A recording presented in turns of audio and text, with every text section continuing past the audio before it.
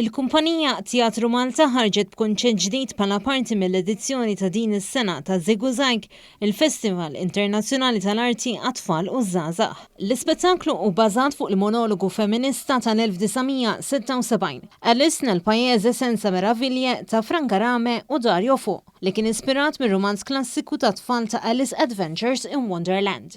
Din il-produzzjoni se tkun differenti minn kwalunkwe produzzjoni li saret minn Teatru Malta, minħabba li l-ispettaklu flimkien ma' din il-pupa se jintbagħtu fl-iskejjel u fl-qdiet. Id-disinjatriċi tal-produzzjoni Francesca Merci ha spjegat ma' One News kif din il-produzzjoni hija ispirata mill-ideali tas-soċjetà. Ħloqna mudell u l-pupa krejajna pereżempju wiċċa. So il-wiċċ biex nagħmlu r-ras din il-pupa kena noħolqu ċertu facial expression.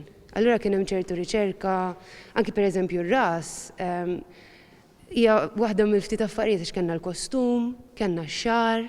Id-direttur artistiku ta' Teatru Malta u ta' din il-produzzjoni Sean Buħaġar qal kif dan il-proġett qiegħed iwassal messaġġ kruċjali permezz tat-teatru u l-arti. Fl-aħħar mill-aħħar aħna nħeġġu l-iskejjel biex jaraw x'inhi din il-pupa, x'inhi din l-istorja u kif isseħħ biex xorta nwaslu tip ta' teatru live ġewwa skejjel illi jitratta suġġetti illi huma importantissimi llum.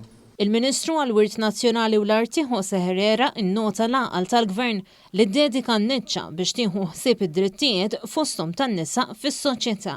Min-naħa tagħha, is-Segretarju Parlamentari responsabbli mill-ugwaljanza Rozjan Kutajar qalet kif il-vjolenza mhix fantaxjenza, imma realtà u Teatru Malta żewweġ dawn iż-żewġ kuntrasti flimkien artistikament.